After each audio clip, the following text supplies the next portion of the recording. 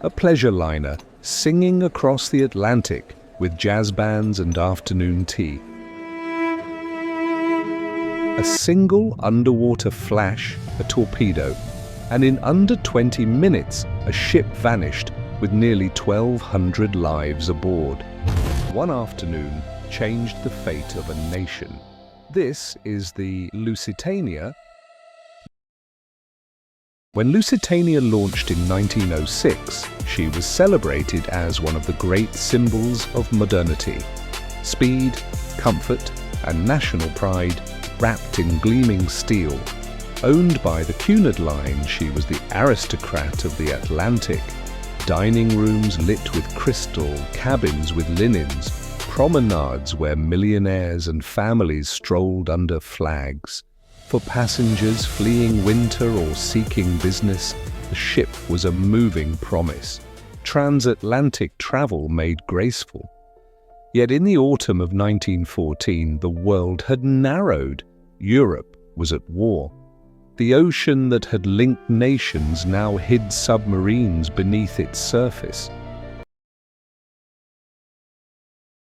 By 1915, Germany had declared British waters a war zone. Submarines prowled, their commanders ordered to strike military and supply vessels. Notices appeared in newspapers. Travelers were warned that crossing the Atlantic might carry mortal risk. Yet civilian liners kept sailing. Governments weighed commerce, morale, and the rights of neutral nations. The British relied on speed and on the protection of international law.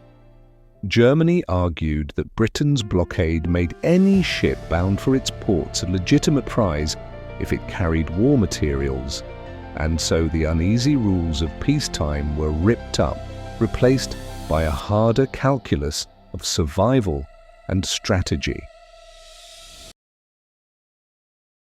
On May 1, 1915, Lusitania left New York. Nearly 1,960 souls boarded. Business travelers, holidaymakers, immigrants, nurses, children. Americans and Canadians were among them. So were British citizens returning home. Laughter and music still threaded the decks. Few imagined their voyage would become an international crisis. Captain William Turner, a seasoned seaman, carried the weight of command. The ship cruised fast, seeking to outrun danger. But beneath the water, U-20, commanded by Captain Lieutenant Walter Schwieger, stalked the coast of Ireland hunting Allied shipping. 7th dawned cool and clear off the southern Irish coast. As Lusitania steamed past the old head of Kinsale, lookouts scanned the horizon. At 2:10 p.m., the periscope of U-20 sliced through the water.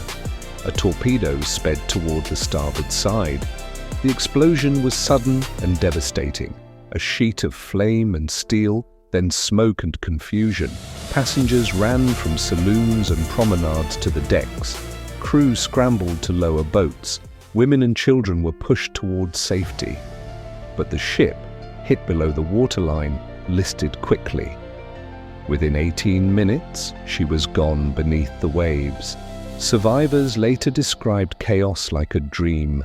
Lifeboats tangled in ropes, the sea full of bodies and debris, the air thick with smoke and oil. The numbers are brutal. Over 1,000 people lost their lives that day. Among them were men, women, and children from Britain, Ireland, the United States, and beyond. 128 Americans died, their names printed in newspapers and read aloud in churches across the United States. Families who had waved goodbye in New York received only silence. Stories emerge from the wreckage. A father cutting a child, free of debris to get them into a lifeboat. A nurse holding a patient until the last moment. Passengers giving up life jackets to strangers. And also the terrible scenes. Those trapped by smoke in lower decks. Those swept away as the ship slid under. The Atlantic kept many of the answers, but it returned enough heartbreak to make the tragedy real. When the Lusitania disappeared beneath the surface, more than 1,900 people had been on board. Only 761 survived. Nearby fishing boats and merchant ships turned toward the cries. It took over 3 hours for help to reach them. Yet the sea offered terrible odds: oil on the water, burning debris, and cold seas that robbed strength within minutes. Witnesses later said they could still hear voices, faint cries, long after the ocean swallowed the ship. Lifeboats were overcrowded, others capsized in waves. Some survivors froze before rescue arrived. Rescue ships from Queenstown arrived hours later. What they found was heartbreak scattered across miles of ocean. The world soon learned what had happened and what it would mean. News of the sinking crossed the Atlantic like lightning. In the United States, shock turned to outrage as names of the dead were read.